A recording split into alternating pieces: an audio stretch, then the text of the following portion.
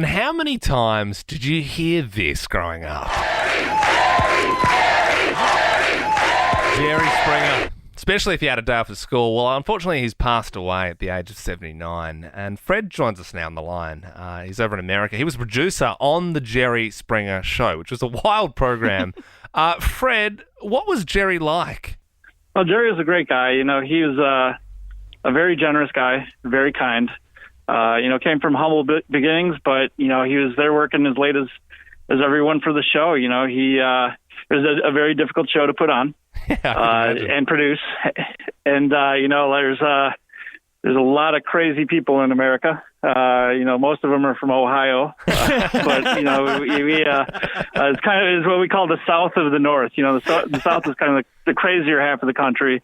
And Ohio's in the North. So all the crazy weirdos would come from Ohio pretty much. But he was great. He'd stop and give anybody time that, want to talk to him, all his fans and stuff. He'd sit there signing whatever they had for him. And, he was a very genuine, kind person. And one of the best jobs I ever had. So, Fred, how much of the show was TV magic and how much of it was real? A lot of people think the show is embellished or, made up. And I can honestly tell you, it's really not. There's a lot of weird people out there. So some of it was spun up because people lead pretty boring lives.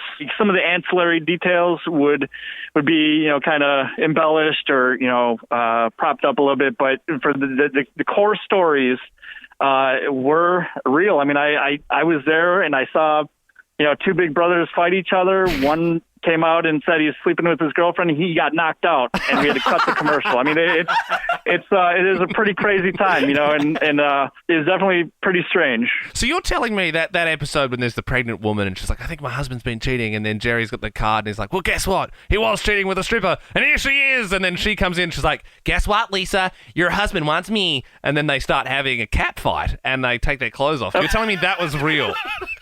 Yeah. Because, you have to remember some of these small towns in America, our studio audience is bigger than the town.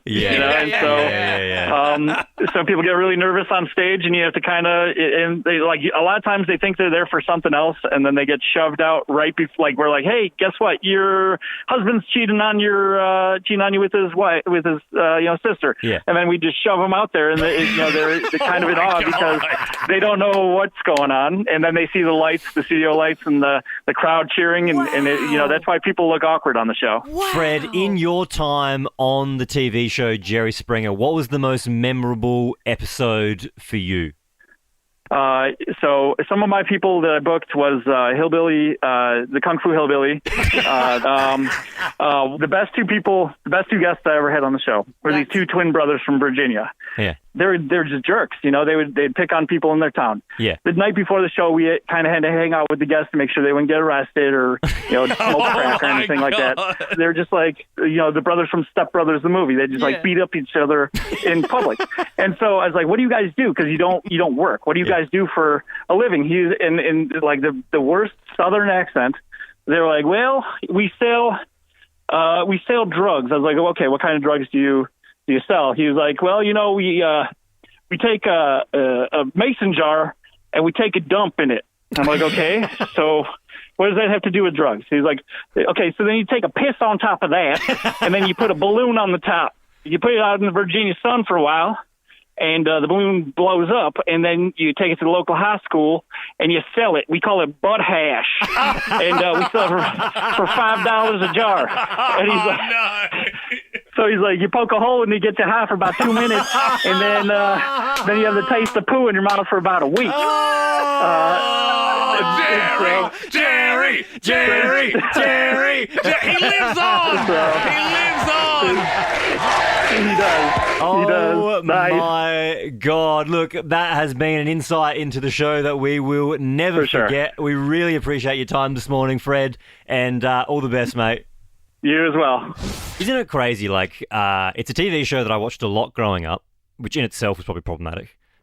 because the content on that show absolutely would not fly this day and age. It's so middle America, isn't it? It's a TV show that could have only existed in the 90s and the early 2000s. They pretty much took like semi-unstable people Yeah. and shoved them in the spotlight, but also people that had such wild stories. Yeah, like one of these. To set a world record, this woman had sex with 251 men in 10 hours. And everyone's like, You're not changing channel, are you? You're not watching Big Brother or Family Feud when that's on. Absolutely. This is just another one of the moments from the show. Today I'm here with my husband and my ex-husband, which also happen to be father and son.